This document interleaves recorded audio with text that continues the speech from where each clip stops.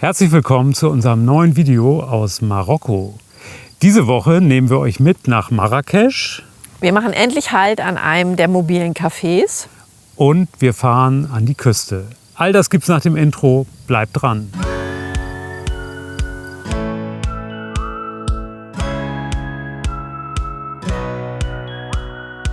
Wir sind Petra und Christoph aus Hamburg. Ein Jahr verbringen wir auf kleinstem Raum mit größtmöglicher Freiheit in unserem Pörsl-Kastenwagen.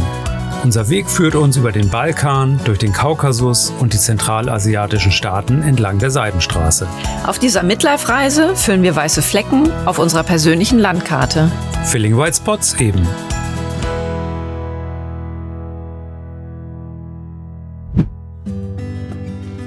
Wir machen kurz Halt in Aït Ben Haddou, eins der Lehmdörfer am Fuße des Hohen Atlas, das schon Kulisse für Filmklassiker wie Lawrence von Arabien, Games of Thrones und James Bond war.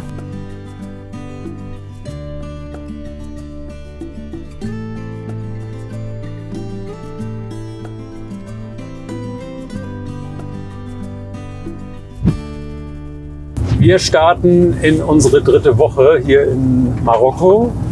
Sind in den Bergen unterwegs in Richtung Marrakesch und haben die letzte Nacht auf einem eher unscheinbaren Platz verbracht.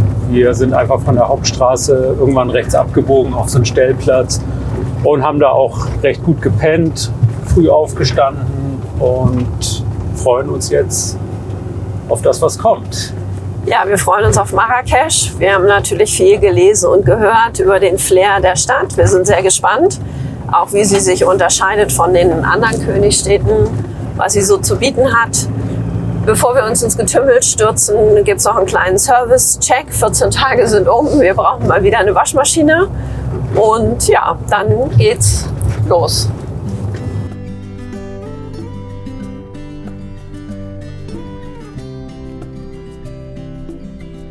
Die Fahrt durch die Berglandschaft des Atlas lässt bei uns ein bisschen Wehmut aufkommen. Die spektakulären Ausblicke erinnern uns an unsere Zeit in Zentralasien.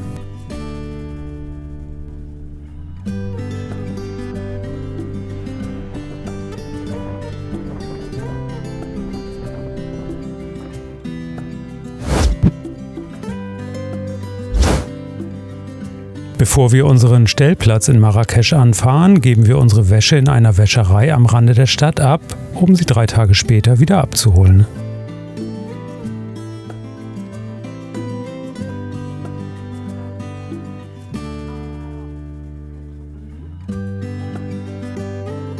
In einem Café am Rande des Souk stärken wir uns für den Marsch durch die Medina.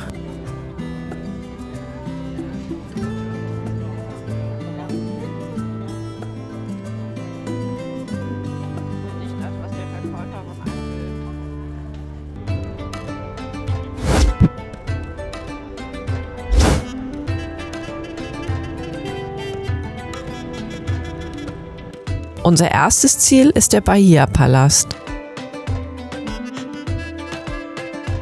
Auf 8000 Quadratmetern verteilen sich 160 Räume und Höfe, die fast alle besichtigt werden können.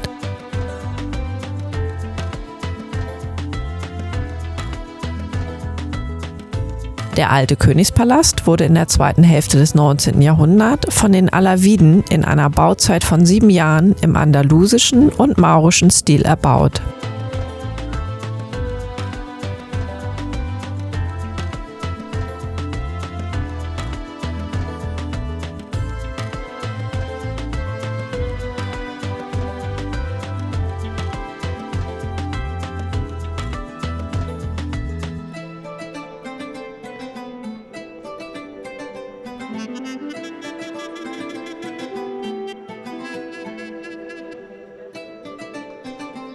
Beeindruckend finden wir die fein gearbeiteten Decken aus Zedernholz.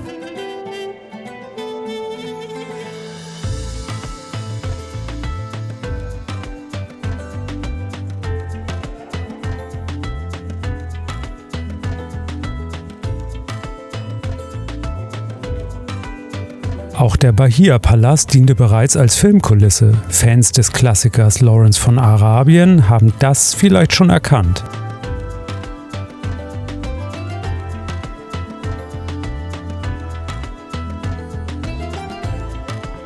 Gleich hinter dem Palast beginnt das jüdische Viertel Mella. Es entstand um 1550 und ist bekannt für seinen Gewürzbazar.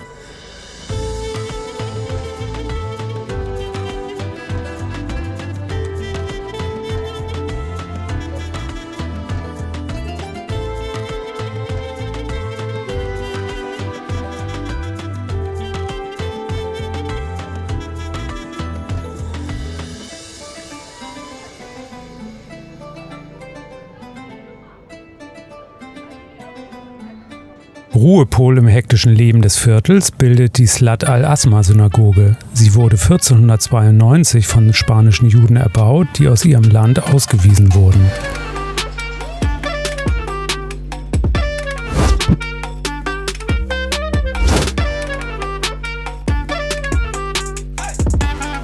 Heute leben noch 80 der ehemals über 30.000 Juden in Marrakesch. Von den ehemals 35 Synagogen sind heute nur noch 2 übrig.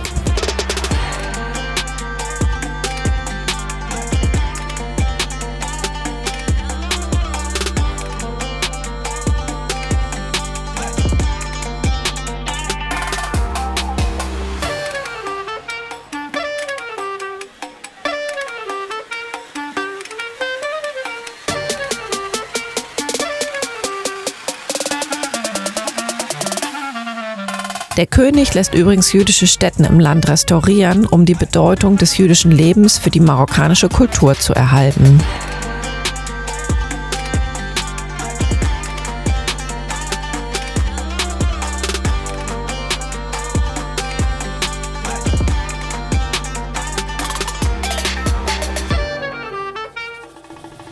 Weiter geht es durch die Souks von Marrakesch aus dem 11. Jahrhundert zur Ben Youssef Medrese.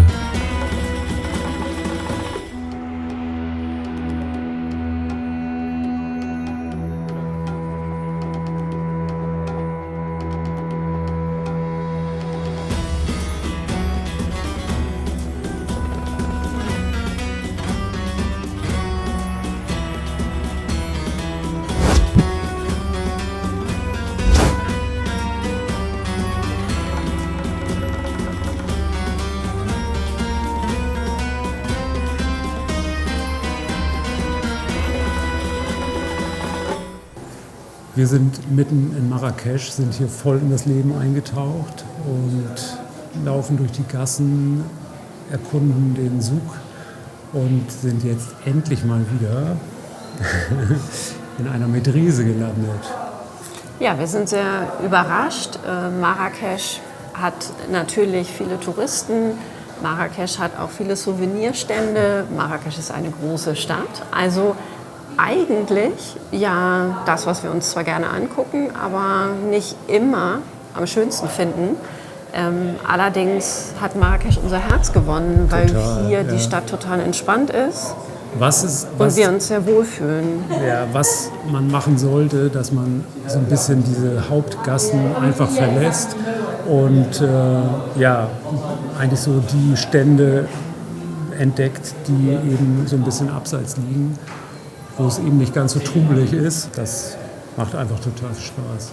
Wir sind etwa 20 Minuten ins jüdische Viertel gelaufen und zwischendurch ist es tatsächlich mal sehr viel ruhiger geworden. Und da wird es dann auch noch mal schön anders. Weniger Touristen, mehr Einheimische, trotzdem immer noch viele Läden, viel zu gucken. Ja, die Hauptpfade zu verlassen, ist tatsächlich eine gute Idee, ne? Die Koranschule wurde 1340 gegründet, große Teile des Innendekors jedoch sind von 1570. Im Obergeschoss der Medrese finden sich die Kammern der Koranschüler.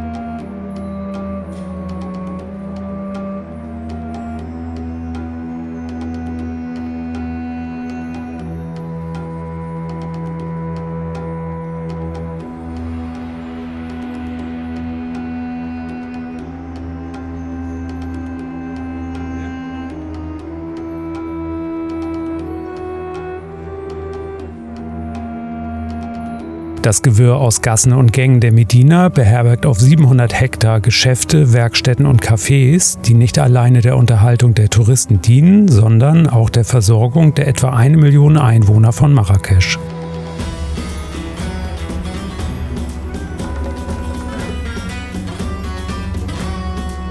Das Erdbeben vom September 2023, dessen Epizentrum nur 70 Kilometer südlich von Marrakesch lag, ist hier in der Altstadt sichtbar. Einige Fassaden und Gebäude müssen noch gesichert werden.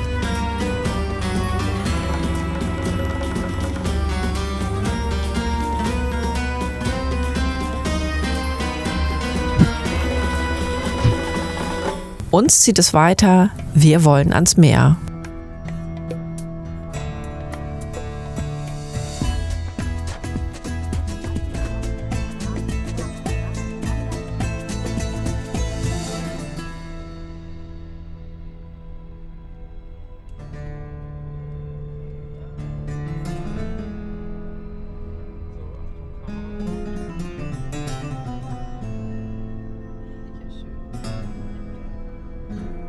Entlang der Straßen Marokkos entdecken wir immer wieder mobile Cafés, voll ausgestattet mit Siebträgermaschinen. Heute ist der richtige Moment, eines von ihnen zu testen. Wir machen Halt an Archis Café und sogar Petra trinkt hier einen Espresso.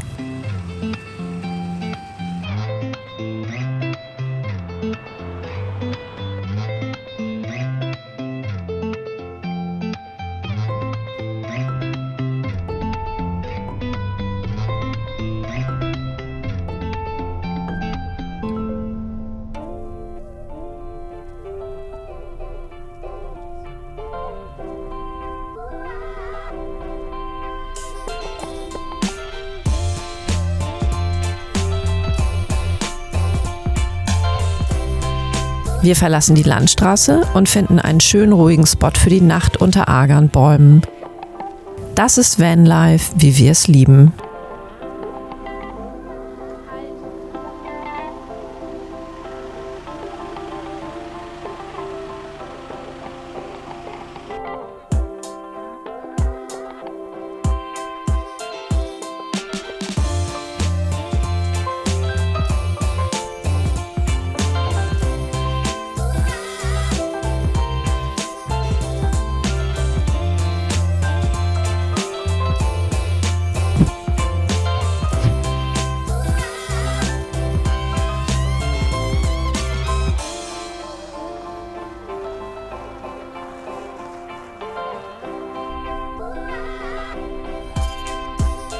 Kurz nach Sonnenaufgang machen wir uns auf den Weg und halten an einer der Kooperativen für Arganölprodukte.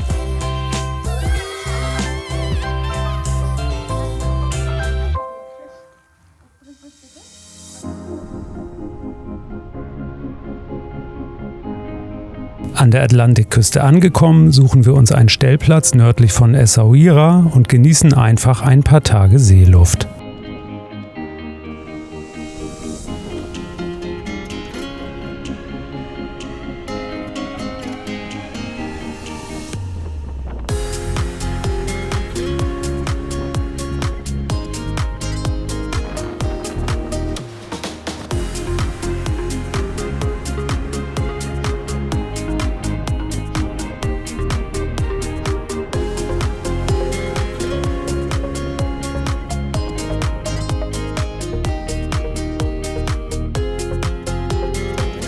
Das war unsere mittlerweile 3. Woche in Marokko. Wir hoffen, es hat euch so viel Spaß gemacht wie uns.